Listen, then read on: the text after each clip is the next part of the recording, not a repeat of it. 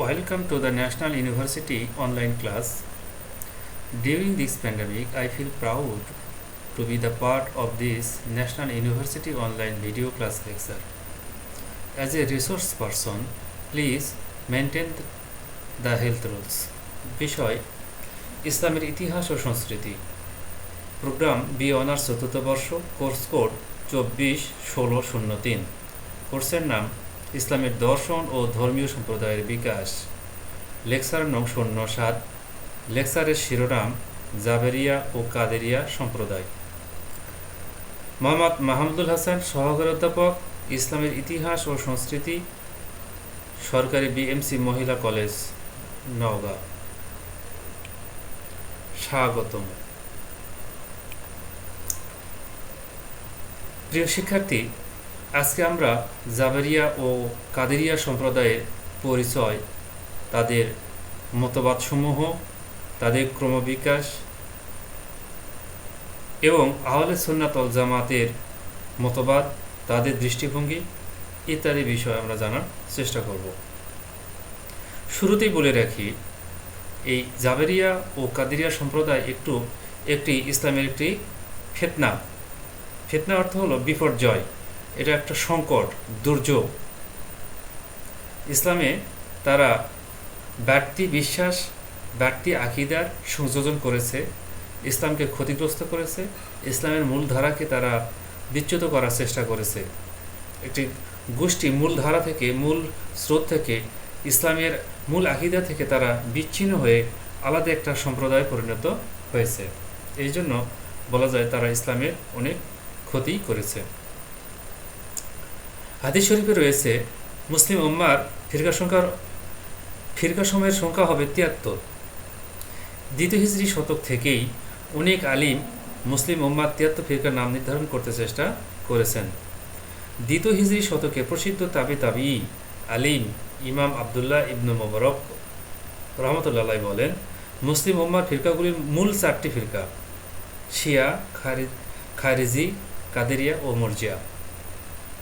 শিয়াগুন 22 ফিরকার বিভক্ত হয়, খারিজিগুন 21 ফিরকা বিভক্ত হয়, কাদেরিয়াগুন 16 ফিরকা বিভক্ত হয় এবং মুরজিয়াগুন 13 ফিরকা বিভক্ত হয়। তৃতীয় হিজরি শতকে প্রসিদ্ধ মুহাদ্দিস আবু হাতিম রাজি রহমতুল্লাহ বলেন, আলিমগুন বলেছেন যে এই উম্মতের ইফতিরাক বা বিভক্তি শুরু হয়েছে জিন্দিকগণ, কাদেরিয়া, মুরজিয়া, রাফিজি বা শিয়া ও হারুরিয়া এই দলগুলির মাধ্যমে। এরাই হলো সকল ফিরকার মূল। এরপর প্রত্যেক ফিরকা বিভিন্ন উপদলে বিভক্ত হয়েছে। তারা একে অপরকে কাফির বলেছে এবং একে অপরকে জাহিল বলেছে। তারা এই জিন্দিকগণ 11 ফিরকায়, খারিজিগুন 18 ফিরকায়, রাফিজিগুন বা শিয়াগুন 13 ফিরকায়, কাদেরিয়াগুন 16 ফিরকায়, মুরজিয়াগুন 14 ফিরকা বিভক্ত হয়ে মোট 72 ফিরকা হয়েছে। শাইখ আব্দুল কাদির জিলানী রহমতুল্লাহ আলাই উল্লেখ করেছেন যে 73 ফিরকা মূলত 10 ফিরকার অন্তর্গত। এই 10 হলো আহলে সুন্নাত, খারিজি, শিয়া, মুতাজিলা, মুরজিয়া, মুশাব্বিয়া, জাহমিয়া, জাবারিয়া, নাজারিয়া ও কালাবিয়া। অন্যান্য ফিরকা এই 10 ফিরকার মধ্যে শামিল। অনেক আলিম মনে করেন যে 73 ফিরকা নিশ্চিতরূপে নির্ধারণ করা সম্ভব নয়, কারণ রাসূলুল্লাহ সাল্লাল্লাহু আলাইহি সাল্লাম তার উম্মতের বিষয়ে এই ভবিষ্যদ্বাণী করেছেন এবং উম্মত কিয়ামত পর্যন্ত থাকবে। কাজেই কিয়ামতের পূর্ব পর্যন্ত আরও অনেক ফিরকার আবির্ভাব ঘটতে পারে। কাজেই এই বিষয়ে রাসূলুল্লাহ সাল্লাল্লাহু আলাইহি সাল্লাম এর বলা মূলনীতি অনুসরণ করতে হবে। যারা ইসলামের মূল তাওহীদ, রিসালাত, আরকানুল ইমানে বিশ্বাস করেন বলে দাবি করেন, এর সুস্পষ্ট বিপরীত কোনো বিশ্বাস পোষণ করেন বলে দাবি না করেন, ইসলামের সর্বজন পরিজ্ঞাত অত্যাবশ্যকীয় কোনো বিষয় অস্বীকার করেন না, অথচ তাদের নিজেদের স্বীকৃতি, বিশ্বাস বা আকীদার মধ্যে এমন কিছু বিষয় রয়েছে যা কোরআন হাদিসে নেই বা রাসূলুল্লাহ সাল্লাল্লাহু আলাইহি সাল্লাম থেকে এই সাহাবীগণ পর্যন্ত বিশ্বাসে ব্যতিক্রম, তাদেরকে বিভ্রান্ত ফিরকা বলে গণ্য করতে হবে। এখানে বলা হচ্ছে যে পবিত্র কোরআন ও হাদিসে নেই এমন কোনো কিছু যদি কারো মধ্যে বিশ্বাস থেকে থাকে, আকীদা থেকে থাকে, সেটাই হবে ফিরকা বলে গণ্য হবে।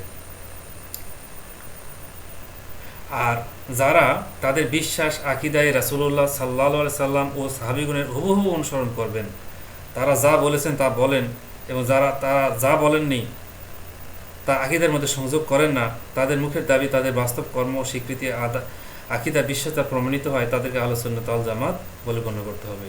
মানে এখানে বলা হচ্ছে যে আহলে সুন্নাত ওয়াল জামাত এর পরিচয় হিসেবে বলা হচ্ছে যে রাসূলুল্লাহ সাল্লাল্লাহু আলাইহি সাল্লাম ও সাহাবীগণের হুবহু অনুসরণ করেন যারা, এবং হযরত মুহাম্মদ সাল্লাল্লাহু আলাইহি সাল্লাম ও সাহাবীগণ যা বলেছেন যা করেছেন সেগুলোই যারা বলেন এবং করেন, এবং তাদের বিশ্বাসের মধ্যে বাড়তি কিছু সংযোজন করেন না, তারাই হলো আহলে সুন্নাত ওয়াল জামাত। তাহলে আমরা এই জাবেরিয়া এবং কাদেরিয়া সম্প্রদায়কে ফিতনা হিসাবে ধরে নিব, আমরা এই ফিরকার হিসেবে অন্তর্ভুক্ত করে নিব। এই ফিরকাদের এই যে জাবেরিয়া ও কাদেরিয়া সম্প্রদায়ের যে উৎপত্তি কেন হলো, এই জাবেরিয়া ও কাদেরিয়া সম্প্রদায়ের উৎপত্তি হওয়ার কারণ হলো যে তাকদিরই নেই। তাকদিরকে ব্যাখ্যা করতে গিয়েই এই জাবেরিয়া ও কাদেরিয়া সম্প্রদায়ের উৎপত্তি হচ্ছে। তাহলে আমাদের মূল কথা, তাকদির কি? কাদর ও কাদার শব্দ মূলত পরিমাপ, পরিমাণ, মর্যাদা, শক্তি ইত্যাদি বোঝায়। তাকদির অর্থ পরিমাপ করা, নির্ধারণ করা, সীমা নির্ণয় করা ইত্যাদি। ইসলামের পরিভাষা ইমান বিল কাদার, অর্থাৎ আল্লাহর অনাদি অনন্ত সর্বব্যাপী জ্ঞান, তার ইচ্ছা এবং তার নির্ধারণ বা তাকদিরে বিশ্বাস করা। এই বিশ্বের পরিচালনা ও নিয়ন্ত্রণের জন্য আল্লাহ প্রতিটি সৃষ্টির জন্য যে সুশৃঙ্খল নিয়ম, কার্যপ্রণালী বা ব্যবস্থা নির্ধারণ করে দিয়েছেন তাকেই তাকদির বা আল্লাহর নির্ধারণ বলা হয়। আমরা বিশ্বাস করি যে এই বিশ্বের ভালো মন্দ, আনন্দ, কষ্টের যা কিছু ঘটে তা সবই আল্লাহর জ্ঞান ও ইচ্ছা অনুসারে ঘটে। তার জ্ঞান ও ইচ্ছার বাইরে কিছুই সংগঠিত হয় না। সব কিছু আল্লাহর নির্ধারিত পরিমাপ বা কাদার এর মধ্যে সৃষ্টি করেছেন। মহান আল্লাহ পাক বলেন, সূরা কামারের 49 নম্বর আয়াতে বলা হয়েছে যে ইন্না কুল্লা শাইইন খালাকনাহু বিকাদরি, আমি প্রত্যেক কিছু সৃষ্টি করেছি নির্ধারিত পরিমাপে। আবার সূরা রাদের 8 নম্বর আয়াতে বলা হয়েছে, প্রত্যেক নারী যা গর্ভে ধারণ করে এবং জরায়ুতে যা কিছু কমে ও বাড়ে আল্লাহ তা জানেন, এবং তার বিধানে প্রত্যেক বস্তুরই এক নির্দিষ্ট পরিমাণ আছে। আবার সূরা হিজরের 21 নম্বর আয়াতে বলা হয়েছে, আমার ওই নিকট আছে প্রত্যেক বস্তুর ভাণ্ডার এবং আমি তা পরিজ্ঞাত পরিমাণই সরবরাহ করে থাকি। তো তাকদিরে বিশ্বাসে কেন্দ্র করে মুসলিম উম্মার মধ্যে অনেক মতভেদ ও বিভ্রান্তি জন্ম নিয়েছে। এই বিষয়গুলো আমাদের বিস্তারিত জানা দরকার।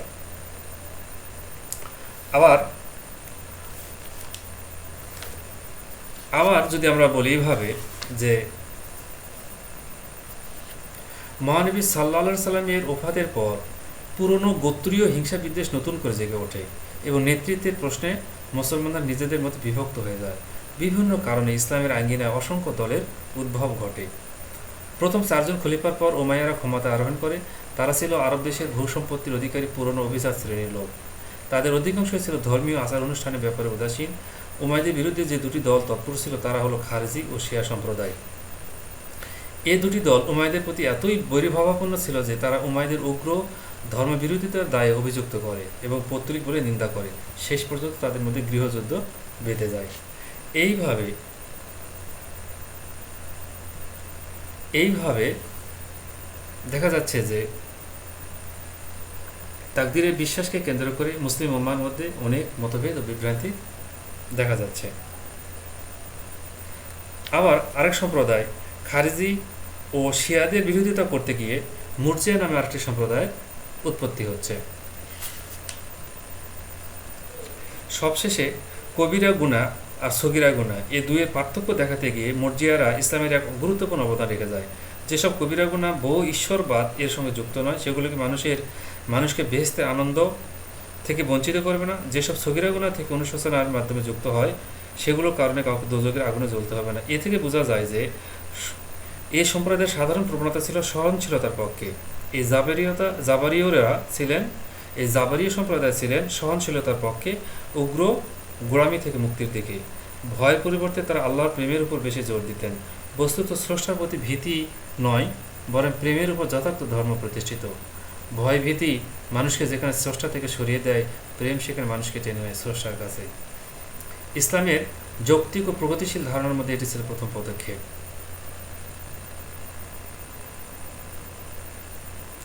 এইভাবে জাবরিয়া ও কাদেরিয়া সম্প্রদায়ের গড়ে ওঠার প্রেক্ষাপট পরিবেশ তৈরি হয়।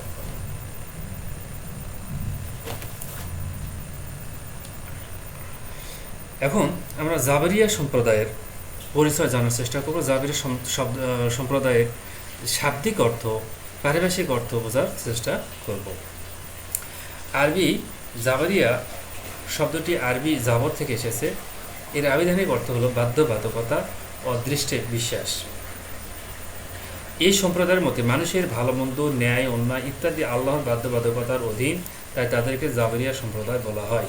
এই মতের সর্বাপেক্ষা প্রসিদ্ধ প্রবক্তা হচ্ছেন জাহাম ইবনে সাফওয়ান। তাহলে দেখা যাচ্ছে যে মুসলমানদের মধ্যে যে শাখা বা যে সম্প্রদায় বা যারা বিশ্বাস করে যে মানুষ হলো কলের পুতুল, তাদের নিজস্ব কোনো ন্যায় অন্যায় ভালো মন্দ জ্ঞান নেই বা নিজের কোনো কর্মক্ষমতা নেই, আল্লাহ যা করান মানুষ তাই করে, এই জাবরিয়া সম্প্রদায় বিশ্বাস করে যে আল্লাহর হুকুম ছাড়া গাছের পাতাও নড়ে না। তাহলে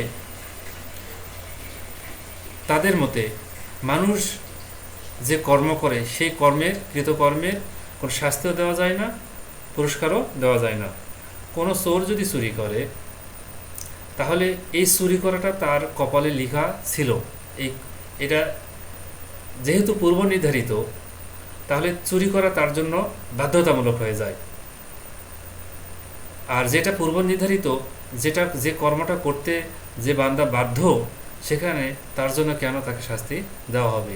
এই মতবাদী বিশ্বাসী যারা ছিল তাদেরকে আমরা জাবরিয়া সম্প্রদায় বলে অভিহিত করতে পারি। তাহলে আমরা আগে বলে নিয়েছি যে হযরত মুহাম্মদ সাল্লাল্লাহু আলাইহি সাল্লামের পরে বিভিন্ন সম্প্রদায়ের উৎপত্তি হয়েছিল।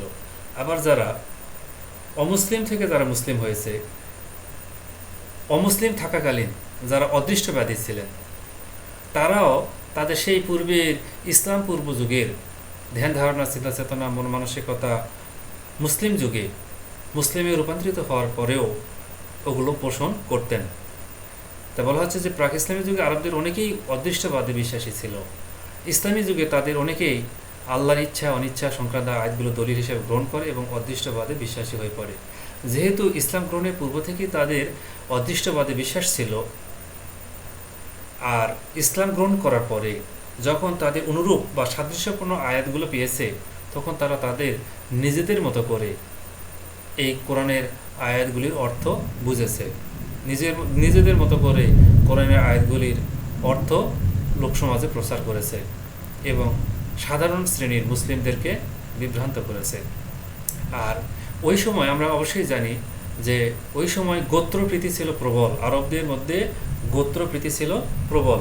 যেহেতু যোগাযোগ ব্যবস্থা উন্নত ছিল না, যেহেতু যে ইসলামের যে মূল দর্শন, ইসলামের যে মূল স্রোত, ইসলামের যে মূল আকিদা, ইমান আমল, কোরআন শরীফের যে মূল যে মর্মার্থ, এটা সবার কাছে পৌঁছানো অনেক সময় সম্ভব হয়ে ওঠেনি।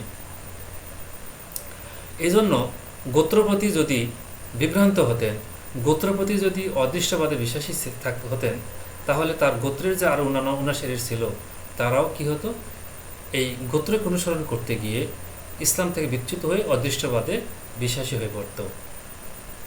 আর যেহেতু গোত্রপতিরা যেহেতু এই অদৃষ্টবাদে বিশ্বাসী নেতারা, অদৃষ্টবাদে বিশ্বাসী নেতা যারা ছিলেন, তারা কোরআন শরীফ থেকে রেফারেন্স দিতেন, কোরআন শরীফের আয়াতকে তাদের দলিল হিসাবে ব্যাখ্যা করতেন। এই জন্য সাধারণ মুসলিমদের পক্ষে কোরআনের সূক্ষ্ম ব্যাখ্যাগুলো বোঝার অনেক সময় সম্ভব হয়ে উঠত না। এই জন্য তারা তাদের অনুসরণ করে নিজেদেরকে অদৃষ্টবাদে পরিণত করত। এই জাবেরিয়া সম্প্রদায়ের যেসব নেতা অদৃষ্টবাদে বিশ্বাসী ছিল, তারা সূরা আল বাকারার ৮৪ নম্বর আয়াতকে দলিল হিসেবে নিত, যেখানে বলা হয়েছে যে মহান আল্লাহ পাক বলেন, তিনি যাকে খুশি ক্ষমা করেন এবং যাকে খুশি শাস্তি দেন, কারণ তিনি সার্বভৌম ক্ষমতার অধিকারী। আবার এই অদৃষ্টবাদে বিশ্বাসী নেতারা সূরা আল ইমরানের ২৬ নম্বর আয়াত থেকে তাদের নিজেদের মতো করে দলিল পেশ করত। এই যে অর্থ তুলছে, এই যে তারা ব্যাখ্যা করছে কোরআনের আয়াতকে, এই ব্যাখ্যাগুলি কিন্তু কখনোই সাহাবীদের মতো হতো না, সাহাবীদের ব্যাখ্যার সাথে মিলতো না, তাবেঈদের ব্যাখ্যার সাথে মিলতো না, নেককার বান্দাদের সাথে মিলতো না, যারা ইসলামের যারা স্কলার ছিলেন, ইসলামের জ্ঞানী ইসলামী চিন্তাবিদ যারা ছিলেন, তাদের সাথে মিলতো না। যেহেতু তারা অদৃষ্টবাদে বিশ্বাসী ছিল, তাদের এই আয়াতগুলির অর্থগুলিকে ওই দিকে টেনে নিয়ে গিয়ে আলাদা একটা সম্প্রদায়ের জন্ম দিয়েছে এবং আলাদা একটা সম্প্রদায়কে বেড়ে উঠতে সাহায্য করেছে।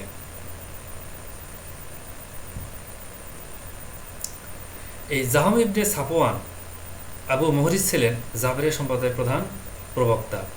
ধর্মতত্ত্ববিদ হিসেবে তিনি কিছুটা স্বাধীন মত পোষণ করতেন। তার নামানুসারে তার অনুসারীদের জাহামিয়াও বলা হতো। তাহলে এই জাবেরিয়া সম্প্রদায়ের যিনি প্রধান প্রবক্তা, তিনি হলেন জাহম ইবনে সাফওয়ান। আর তার নামানুসারে এদেরকে আরেকটি অপর নামে অভিহিত করা হতো, সেটা জাহামিয়া। এই দলটি তার সময়কালটা যদি আমরা খেয়াল করি, যে পঞ্চম হিজরি একাদশ শতাব্দী থেকে একাদশ শতাব্দী পর্যন্ত টিকে ছিল। আর তৎপরে এই এরা কি হয়েছে, যে ইসলামী বিশ্বকোষের বর্ণনা মতে এরা আশিরা সম্প্রদায় অন্তর্ভুক্ত হয়ে গেছে। তাহলে একাদশ শতাব্দী আমরা কোন সময়কে বলা হয়? 1001 থেকে 1100, এই সময়কালকে একাদশ শতাব্দী বলা হয়। শিয়া ও খারিজি মতবাদ প্রসার লাভ করার পর জাবেরিয়া মতবাদ দানা বাঁধতে শুরু করে।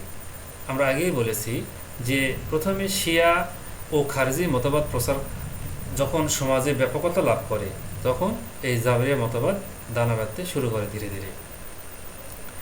শিয়া আর খারিজি এরা যখন উমাইয়া শাসককে চ্যালেঞ্জ ছুড়ে দেয়, উমাইয়া শাসককে অবৈধ বলে ঘোষণা করে, উমাইয়া শাসকদের যখন অস্বীকার করে, তখন এই উমাইয়া শাসকের পক্ষে এই জাবেরিয়া সম্প্রদায় এগিয়ে আসে। উমাইয়াদের সহায়ক শক্তি হিসাবে জাবেরিয়া সম্প্রদায় এগিয়ে আসে। উমাইয়াদেরকে সাপোর্ট দেওয়ার জন্যই হয়তো এই ধর্মতাত্ত্বিক বিশ্লেষণ নিয়ে এই জাবেরিয়া সম্প্রদায় এগিয়ে আসে। আর এই সুযোগটা উমাইয়া শাসকেরাও নিয়ে নেয়। তারা এই জাবেরিয়া সম্প্রদায়কে পৃষ্ঠপোষকতা দেওয়া শুরু করে। যেহেতু রাষ্ট্রীয় পৃষ্ঠপোষকতা পাচ্ছে,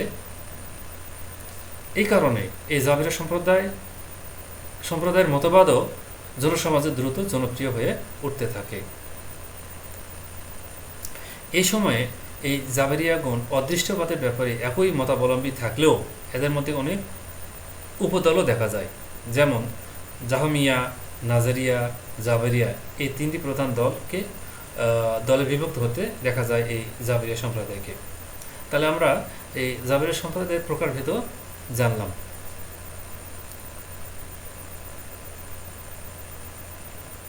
তাহলে জাহম ইবনে সাফওয়ান বলেন যে প্রকৃতপক্ষে মানুষ কাজ করে না, তবুও রূপকভাবে বলা হয় যে মানুষ কাজ করে। যেমনভাবে বলা হয় যে সূর্য কিরণ দেয় ও যন্ত্রে চাকা ঘোরে। Man does not work really, yet it is said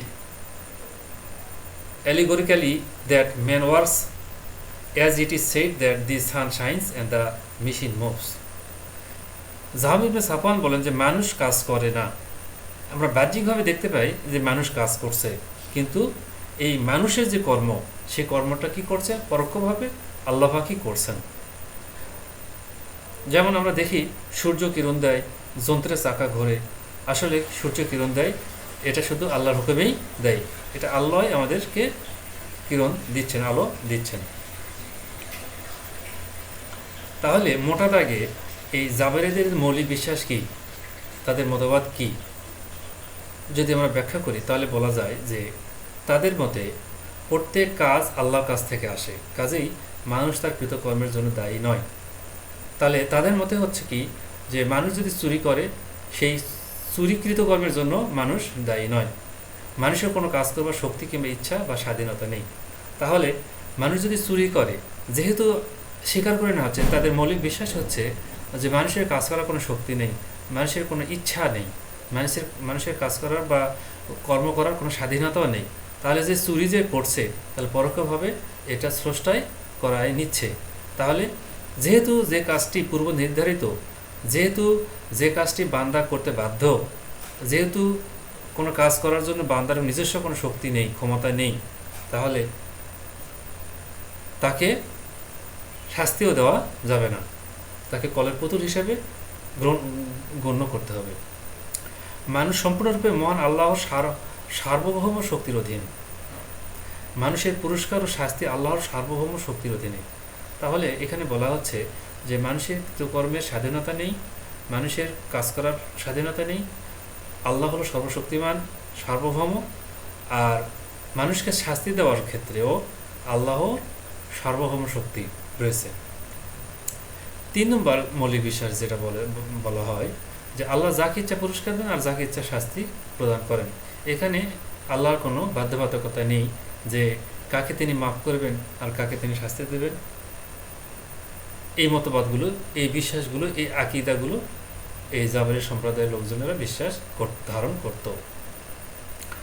প্রখ্যাত ইসলামী চিন্তাবিদ শাহরিস্তানি জাবরিদেরকে মোটামুটি 2 ভাগে ভাগ করেছেন, যে তাদের আচার আচরণ, তাদের চিন্তা চেতনা, তাদের কার্যকলাপ, তাদের দৃষ্টিভঙ্গি, তাদের আদর্শকে কেন্দ্র করে শাহরিস্তানি জাবরিদেরকে 2 ভাগে বিভক্ত করেছেন। একটা হলো গোড়া জাবরিয়া। এই দলের মতে কোনো অর্থেই মানুষ কাজ করে না, অথবা মানুষের কাজের শক্তি আছে বলা যায় না। এরা মনে করছে যে গোড়া জাবরিয়া যারা বলছে যে মানুষের কোনোই কাজ করার ক্ষমতা নেই, মানুষের কাজ করার শক্তিই নেই। তাহলে মানুষের, আমরা যেমন সাইকেল চালাই, আমরা যখন কোনো কিছু করি, সাইকেলের নিজস্ব কোনো ক্ষমতা নেই, তাহলে সাইকেল যে পরিচালনা করে সেই ক্ষমতাটা তারই। এই গোড়া জাবিরও তাই মনে করতেন যে আমরা যে মানুষ হিসেবে আমরা যে কাজগুলি করছি, প্রকৃতপক্ষে এই কাজগুলি আমরা করছি না, এটা সৃষ্টিকর্তাই করছেন। আর তার সাথে আরেকটু যেটা উদারপন্থী, একটু মধ্যপন্থী জাবরিয়া, তারা মনে করতেন যে মানুষের ইচ্ছা শক্তি আছে, কিন্তু সেই শক্তি মানুষের কাজের উপর কোনো প্রভাব বিস্তার করতে পারে না। তাহলে বোঝা যাচ্ছে যে মানুষের ইচ্ছা শক্তি আছে, কিন্তু সেই শক্তি মানুষের কাজের উপর কোনো প্রভাব বিস্তার করে না। উদাহরণ হিসেবে এভাবে বলা যেতে পারে, তাদের মতে, তাদের ভাষ্য অনুসারে আর কি, যে কোনো ছাত্রের ফার্স্ট হওয়ার, রোল নম্বর 1 করার বা ভালো রেজাল্ট করার ইচ্ছা আছে, কিন্তু সেই ইচ্ছাটা তার কাজের উপর কোনো প্রভাব ফেলছে না। সে ভালো রেজাল্ট করার জন্য যা যা করণীয় সে কিন্তু সেটা করছে না, সে ভালো পড়াশোনা করছে না, কিন্তু ইচ্ছা তার আছে।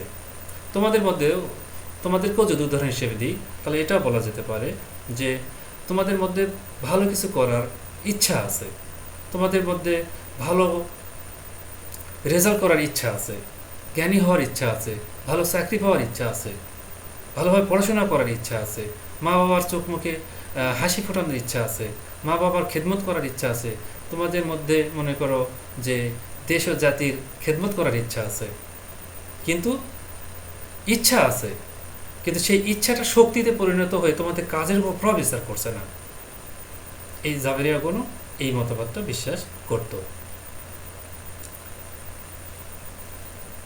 আর তাদের মতে যে তোমার যে ভালো রেজাল্ট করার ইচ্ছা আছে, কিন্তু তোমার কার্যকলাপে যেটা প্রভাব পড়ছে না, এই জাবেরিয়া সম্প্রদায়ের মতে যে এর জন্য তুমি দায়ী নও। যেহেতু তুমি কলের পুতুল, যেহেতু তোমার ভিতর নিজস্ব কাজ করার স্বাধীনতা নেই, তোমার যেহেতু কাজ করার শক্তি নেই, সেই জন্য তুমি তোমার ইচ্ছা থাকা সত্ত্বেও তুমি তোমার কাজের মাধ্যমে ওটা বাস্তবায়ন করতে পারছো না। এটা হলো জাবেরিয়া সম্প্রদায়ের মতবাদ। তাহলে এখানে কিন্তু তোমাদের একটা দায়মুক্তি হয়ে যাচ্ছে যে তুমি ভালো রেজাল্ট করতে পারছো না, এর জন্য তোমার বাবা বা তোমাকে দায়ী করতে পারবে না। এই জাবেরিয়া সম্প্রদায়ের মতে তুমি যদি ভালো চাকরি না পাও, তাহলে বাবা মা তোমাকে দায়ী করতে পারবে না এই জাবেরিদের মতে, কারণ তোমার ইচ্ছা আছে, কিন্তু যেহেতু তোমার এই কর্মক্ষমতা নেই, তোমার যেহেতু স্বাধীনতা নেই, আল্লাহ পাক তোমাকে দ্বারা বাস্তবায়ন করে নিচ্ছে না, এই জন্য তোমাকে তোমার মা বাবা কেউ দায়ী করতে পারবে না। এটা হলো জাবেরিয়া সম্প্রদায়ের মতবাদ। এখন আমরা দেখব যে এই জাবেরিয়া সম্প্রদায়গণ তাদের অনুকূলে কি কি দলিল পেশ করত। তাহলে কিন্তু বুঝো, খেয়াল করো প্রিয় শিক্ষার্থী, খেয়াল করো, এই জাবেরিয়া সম্প্রদায় তারা কিন্তু মুসলিম ছিল, তারা কিন্তু নামাজ রোজা করত, তারা কিন্তু তাহাজ্জুদ নামাজ পড়তো, তারা কিন্তু জিকির আজকারও করতো, তারা কিন্তু কোরআন শরীফ পড়তো, কোরআন শরীফ থেকে কিন্তু তারা নিজেদের দলিল হিসেবে নিয়েছিল। কিন্তু কোরআন শরীফের যেসব আয়াতগুলিকে, কোরআনের বাণীকে তারা মানে যেভাবে বোঝার কথা ছিল তারা কিন্তু সেইভাবে বোঝেনি। এখানেই শুধু পার্থক্য ছিল, এছাড়া অন্যান্য মুসলিমের সাথে তাদের কোনো পার্থক্য ছিল না। যেহেতু তারা অদৃষ্টবাদে বিশ্বাসী ছিল, তারা কোরআনের আয়াতগুলিকে সেইভাবে বোঝার চেষ্টা করেছে। আমরা দেখছি আল্লাহর লিখনে যে বিশ্বাস সংক্রান্ত যে আয়াতগুলি রয়েছে, সেই আয়াতগুলিকে তারা দলিল হিসেবে নিত। তাহলে আল্লাহর লিখনে বিশ্বাস সংক্রান্ত যেসব আয়াত, সেগুলি হলো ইসলামী বিশ্বাসের অংশ হলো যে আল্লাহ তার অনাদি, অনন্ত, অসীম ও সর্বব্যাপী জ্ঞান কিতাবে মুবিন বা লাওহে মাহফুজে লিখে রেখেছেন। লিখনের প্রকৃতি আমরা জানি না, কিভাবে লিখে রেখেছেন এর প্রকৃতিটা, ধরনটার বৈশিষ্ট্যটা আমরা জানি না। কোরআন কারিমে বিভিন্ন স্থানে বিষয়টি বারবার উল্লেখ করা হয়েছে। আল্লাহ পাক সূরা আনামের 59 নম্বর আয়াতে বলেছেন যে, আমি বাংলাটা বলছি, অদৃশ্যের কুঞ্জি তারই নিকট রয়েছে, তিনি ব্যতীত অন্য কেউ তা জানে না, জলে স্থলে যা কিছু আছে তা তিনি অবগত, তার অজ্ঞাত সারে একটা পাতাও নড়ে না, মৃত্তিকার অন্ধকারে এমন কোনো শস্য কণাও নেই, অথবা রসযুক্ত কিংবা শুষ্ক এমন কোনো বস্তু নেই যা সুস্পষ্ট কিতাবে নেই। এই সুস্পষ্ট কিতাবে মানে লাওহে মাহফুজের লেখা নেই। সূরা ইউনূসের 61 নম্বর আয়াতে আল্লাহ পাক বলেন, তুমি যে কোনো কর্মে রত হও এবং তুমি তৎসম্পর্কে কোরআন হতে যা আবৃত করো এবং তোমরা যে কাজ করো, আমি তোমাদের পরিদর্শক যখন তোমরা তাতে প্রবৃত্ত হও। আকাশমণ্ডলী ও পৃথিবীর অনুপরিমাণ ও তোমার প্রতিপালকের অগোচর নয়, এবং তা অপেক্ষা ক্ষুদ্রতর অথবা বৃহত্তর কিছুই নেই যা সুস্পষ্ট কিতাবে নেই। মানে সুস্পষ্ট কিতাবে মানে লাওহে মাহফুজে নেই। অন্যত্র মানে 200 এই সূরা হুদের 6 নম্বর আয়াতে বলা হচ্ছে যে, ভূপৃষ্ঠে বিচরণকারী সকলের জীবিকার দায়িত্ব আল্লাহরই, তিনি তাদের স্থায়ী ও অস্থায়ী অবস্থা সম্বন্ধে অবহিত, সুস্পষ্ট কিতাবে সবকিছুই আছে। এই যে এখানে ভূপৃষ্ঠে বিচরণকারী সকলের জীবিকার দায়িত্ব আল্লাহরই, এতে তারা এই আয়াতগুলির মাধ্যমে তারা কর্মবিমুখ হয়ে যেত। এই আয়াতগুলির মাধ্যমে তারা নিজেদেরকে কর্ম থেকে সরে নিত এবং নিজের খেয়াল খুশি মতো, নিজের প্রবৃত্তি মতো কাজ করত। সূরা হজের 70 নম্বর আয়াতে বলা হয়েছে, তুমি কি জানো না যে আকাশ ও পৃথিবীতে যা কিছু আছে আল্লাহ তা অবগত আছেন, এ সকলই আছে এক কিতাবে, ইয়া আল্লাহর নিকট সহজ। আবার সূরা নামলের 75 নম্বর আয়াতে বলা হয়েছে, আকাশ ও পৃথিবীতে এমন কোনো গোপন রহস্য নেই যা সুস্পষ্ট কিতাবে নেই। এই আয়াতগুলিকে তারা তাদের নিজেদের দলিল হিসেবে পেশ করত। আবার দেখা যাচ্ছে আল্লাহর ইচ্ছা সংক্রান্ত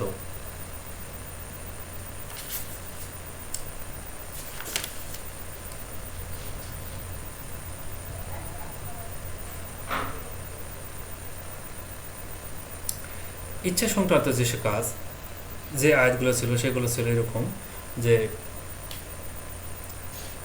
সূরা ইনসানের 30-31 নম্বর আয়াতে বলা হয়েছে, তোমরা ইচ্ছা করবে না যদি না আল্লাহ ইচ্ছা করেন। আল্লাহ সর্বজ্ঞ প্রজ্ঞাময়, তিনি যাকে তার অনুগ্রহে অন্তর্ভুক্ত করেন, কিন্তু জালিমরা তাদের জন্য তো তিনি প্রস্তুত করে রেখেছেন মর্মন্তুদ শাস্তি। আবার সূরা তাকবীরের ২৭ থেকে ২৯ নম্বর আয়াতে বলা হয়েছে যে এ তো শুধু বিশ্ব জগতের জন্য উপদেশ, তোমাদের মধ্যে যে সরল পথে চলতে চায় তার জন্য।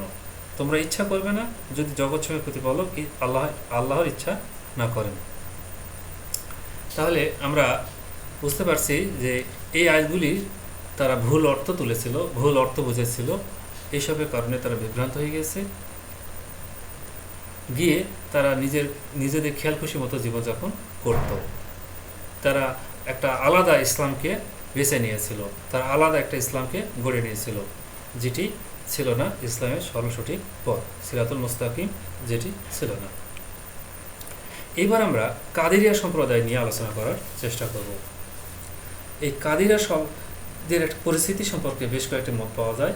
সেটা হলো যে হযরত মুহাম্মদ সাল্লাল্লাহু আলাইহি সাল্লাম বলেছেন যে এ জগতের এ উম্মতের অগ্নিউপাসক হচ্ছে কাদেরিয়া। কোনো কোনো ঐতিহাসিক বলেন যে জাবেরিয়া সম্প্রদায়ের প্রতিক্রিয়াস্বরূপ ইসলামী কাদেরিয়া সম্প্রদায়ের উদ্ভব হয়েছে। আল্লামা নববী ও অন্যান্য ওলামায়ে কেরামের মধ্যে কাদেরিয়া একটি ভ্রান্ত সম্প্রদায়ের নাম। আচ্ছা, এর নামকরণ সম্পর্কে জানা যায় যে কদর শব্দ থেকে কাদেরিয়া শব্দটি উৎপন্ন হয়েছে। এর অর্থ হল শক্তি বা ক্ষমতা, যে মানুষের যে কার্যক্ষমতা রয়েছে এবং তার কৃতকর্মের জন্য সে নিজেই দায়ী, এমন মতবাদে বিশ্বাসীদের কাদেরিয়া নামে অভিহিত করা হয়।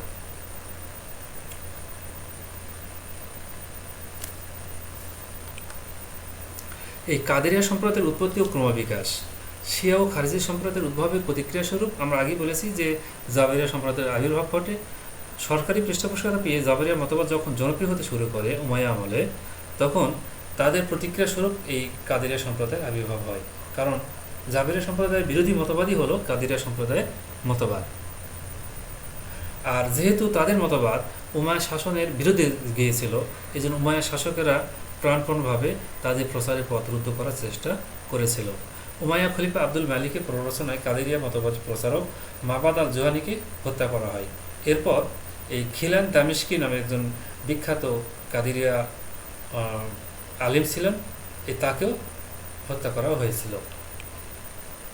এখন আমরা দেখছি তাদের মতবাদগুলো কি। কাদেরিয়া সম্প্রদায়ের বেশ কিছু মতবাদ বিশ্বাসী ছিল। তার মধ্যে মানুষের স্বাধীনতায় বিশ্বাসী। কাদেরিয়া চিন্তাবিদদের মতে মানুষ তার সকল কাজ নিজে করে, মানুষ এক ঐচ্ছিক সত্তা, তার ইচ্ছা ও কর্মের স্বাধীনতা রয়েছে, মানুষ নিজেই তার কর্মে নিয়ন্তা এবং তার কর্মের জন্য সে নিজেই দায়ী। আল্লাহ তাআলা সরাসরি কোনো মানুষের কর্ম তৈরি করে দেন না, তবে তিনি মানুষকে কার্যক্ষমতা দান করেছেন। তাহলে তারা জাবেরিয়া যেমন বিশ্বাস করতে যে মানুষের নিজের কোনো কাজ করার ক্ষমতা নেই, স্বাধীনতা নেই, এরা আবার উল্টা বিশ্বাস করে যে না, মানুষের কাজ করার ইচ্ছা ও কর্মের স্বাধীনতা রয়েছে, আর এর জন্যই মানুষকে তার পাপ পুণ্যের শাস্তি দেওয়া হয়। আর আল্লাহর পবিত্রতা সম্পর্কিত তাদের যে মতবাদ ছিল সেটা হলো যে কাদেরিয়া দলের মত হলো মন্দ ইচ্ছা ও কর্মের সম্পর্ক আল্লাহর সাথে সম্পর্কিত, যেটা মন্দ আর কি, সেটা আল্লাহর সাথে সম্পর্কযুক্ত করা যাবে না। আল্লাহ মানুষকে কিছু করা ও না করার ব্যাপারে পূর্ণ স্বাধীনতা দান করেছেন, তবে মানুষের মধ্যে ভালো মন্দ, ন্যায় অন্যায়, উচিত অনুচিতের পার্থক্য জ্ঞান রয়েছে। আর ভিন্ন কাদেরিয়াদের যে কিছু কিছু একটা অংশ যে কাদেরিয়া সম্প্রদায়ের কতিপয় ভিন্নপন্থী চিন্তাবিদদের মাঝে মাঝে মানুষের শক্তিকে অতিরঞ্জিত করে দুই একটি ঐশী শক্তিও প্রদান করেছেন, কিন্তু মানুষের জ্ঞান সীমিত, এই বিষয়ে তারা বলে গেছেন বা এড়িয়ে গেছেন। তারা দলিল হিসেবে যে আয়াতগুলিকে সামনে নিয়ে আসতো সেগুলি হলো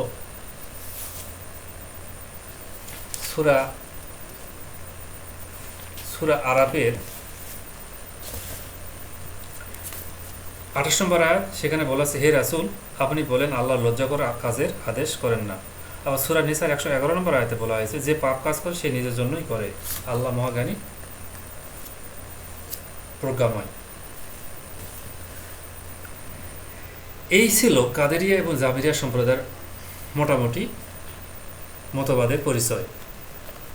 এখন যেহেতু আমরা সুন্নি মুসলিম, আমরা যারা হানাফি মাযহাবের অনুসারী, আমরা যারা আহলে সুন্নাত ওয়াল জামাতের অনুসারী, আমরা যারা কোরআন ও হাদিসকে মূল মর্মবাণী, কোরআন হাদিসের মূল স্রোতে রয়েছি, তারা এই কাদেরিয়া সম্প্রদায়ের বিশ্বাসেও আমরা বিশ্বাসী না, এই জাবেরিয়া সম্প্রদায়ের মতবাদেও আমরা বিশ্বাসী না।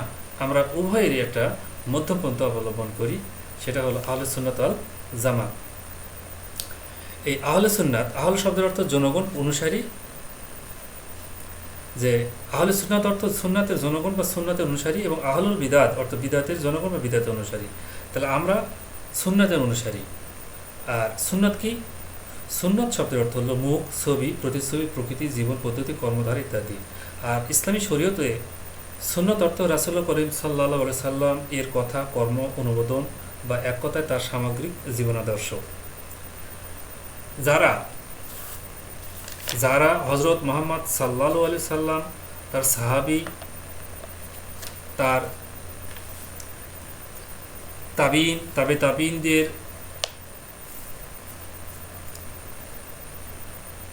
জীবনাচরণের মতন জীবন ধারণ করেন, তাদের মতন কোরআনের আয়াতগুলোকে বোঝেন, তারাকে হুবহু অনুসরণ করেন, তাদেরকে আমরা আহলে সুন্নাত ওয়াল জামাত বলে অভিহিত করতে পারি। আবার বলি বিষয়টা যে কর্ম ও বর্জনে রাসূলুল্লাহ সাল্লাল্লাহু আলাইহি ওয়াসাল্লামের হুবহু অনুকরণকেই আমরা আহলে সুন্নাত ওয়াল জামাত বলতে পারি। যারা হযরত মুহাম্মদ সাল্লাল্লাহু আলাইহি ওয়াসাল্লামের কাজ এবং যা হুকুম এবং নিষেধ শতভাগ পালন করেন, তারা আহলে সুন্নাত ওয়াল জামাত। রাসূলুল্লাহ সাল্লাল্লাহু আলাইহি ওয়াসাল্লাম যে কথা যেভাবে যতটুকু বলেছেন, দেখো, যে কথা যেভাবে যতটুকু বলেছেন তা সেভাবে ততটুকুই বলা, যে কর্ম যেভাবে যতটুকু করেছেন সে কর্ম সেভাবে ততটুকু করা, এবং তিনি যে কথা বলেননি তা না বলা, এবং যে কাজ করেননি তা না করাই আহলে সুন্নাত ওয়াল জামাতের কাজ। আচ্ছা, আহলে সুন্নাত ওয়াল জামাত মানুষের স্বাধীন ইচ্ছা ও কর্মের বিশ্বাস কিভাবে বিশ্বাস করে? মানুষের স্বাধীন ইচ্ছা ও তার ইচ্ছাধীন কর্মফলের বিশ্বাসের উপরেই ইসলামের অন্যান্য বিধিবিধানের ভিত্তি। তাহলে আমরা বিশ্বাস করি যে মানুষের স্বাধীন ইচ্ছা ও কর্মফলের উপরেই কিন্তু ইসলামের অন্যান্য বিধিবিধান দাঁড়িয়ে রয়েছে। মানুষ তার স্বাধীন ইচ্ছায় যে কর্ম করে সে শুধু তারই পুরস্কার বা শাস্তি লাভ করে। এবং কোরআন ও হাদিসের আলোকে প্রত্যেক মুমিন বিশ্বাস করেন যে মানুষকে আল্লাহ বিবেক, বিচার, শক্তি ও জ্ঞান দান করেছেন। মানুষ তার নিজ ইচ্ছায় কর্ম করে, তবে তার কর্ম, দেখো, মানুষ তার নিজ ইচ্ছায় কর্ম করে, তবে তার কর্ম আল্লাহর জ্ঞান ও ইচ্ছা অনুসারে সংগঠিত হয়। কোরআন কারিমের মহান আল্লাহ বারবার বলেছেন যে তিনি মানুষকে তার স্বাধীন ইচ্ছা, বিবেক ও বিচার বুদ্ধি দিয়ে সৃষ্টি করেছেন, কাজেই সে তার বিচার বুদ্ধি দিয়ে যে কর্ম করবে তার ফল ভোগ করবে। মহান আল্লাহ পাক সূরা ইনসাফ দাহরের 2-3 নম্বর আয়াতে বলেছেন যে আমি তো মানুষকে সৃষ্টি করেছি মিলিত শুক্রবিন্দু হতে তাকে পরীক্ষা করার জন্য। এই জন্য আমি তাকে করেছি শ্রবণ ও দৃষ্টিশক্তি সম্পন্ন। আমি তাকে পথ নির্দেশ দিয়েছি, হয় সে কৃতজ্ঞ হবে, না হয় সে অকৃতজ্ঞ হবে। সূরা বালাদের 8-10 নম্বর আয়াতে বলা হয়েছে আমি কি তার জন্য সৃষ্টি করিনি দুচক্ষু আর জিহ্বা ও দুঅষ্ঠ, এবং আমি তাকে কি দুটি পথই দেখাইনি? সূরা শামসের 8-10 নম্বর আয়াতে আল্লাহ পাক বলেন শপথ মানুষের এবং তার যিনি তাকে সুঠাম করেছেন, অতঃপর তাকে তার অসৎ কর্ম তার সৎকর্মে জ্ঞান দান করেছেন। সেই সফলকাম হবে যে নিজেকে পবিত্র করবে, এবং সেই ব্যর্থ হবে যে নিজেকে কলুষিত করবে। তাহলে আমরা বুঝতে পারছি যে তাকদীরে বিশ্বাস অর্থ আল্লাহর জ্ঞান ও আল্লাহর ন্যায়পরায়ণতা উভয় বিশেষণে সমানভাবে বিশ্বাস করা। আল্লাহর তাকদীর বা নির্ধারণে অবিশ্বাস করলে আল্লাহর জ্ঞান ও ক্ষমতা অবিশ্বাস করা হয়। বুঝো, আল্লাহর তাকদীরকে যদি আমরা অবিশ্বাস করি তাহলে আল্লাহর জ্ঞান ও ক্ষমতা অবিশ্বাস করা হয়। আর মানুষের স্বাধীন ইচ্ছায় অবিশ্বাস করে আল্লাহর ন্যায়পরায়ণতা ও করুণায় অবিশ্বাস করা হয়। এই অবিশ্বাসের শুরু মহান আল্লাহর বিশেষণ ও কর্মকে মানুষের বিশেষণ বা কর্মের মতো বলে বিশ্বাস করা থেকে। আল্লাহর সকল বিশেষণ সমানভাবে প্রত্যেকের সাথে বিশ্বাস করলে এই বিষয়ে কোনো অস্পষ্টতা থাকে না। তাহলে আমরা বুঝতে পারলাম যে আল্লাহ আমাদেরকে যা করতে বলেছেন সেটা আমরা করব, আল্লাহ যা নিষেধ করেছেন সেটা আমরা বর্জন করব। এর মধ্যেই আমাদের সুফল নিহিত রয়েছে। আমরা আমাদের আলোচনা শেষ পর্যায়ে চলে এসেছি। আমরা আমাদের শিক্ষার্থীদেরকে বাড়তি পাঠের জন্য পবিত্র আল কোরআন শরীফের নির্ধারিত আয়াতগুলি পড়ার জন্য বলবো। ফিকে হিট্টির ডক্টর খন্দকার আবদুল্লাহ জাহাঙ্গীর স্যারের এবং ইসলামী বিশ্বকোষ, মোহাম্মদ মাহমুদুল হাসান স্যার ইসলাম ইতিহাস পরিক্রমা, ডক্টর আমিনুল ইসলাম স্যারের মুসলিম দর্শন ও সংস্কৃতি বইগুলি পড়ার আমরা পরামর্শ দিব। সবাইকে ধন্যবাদ।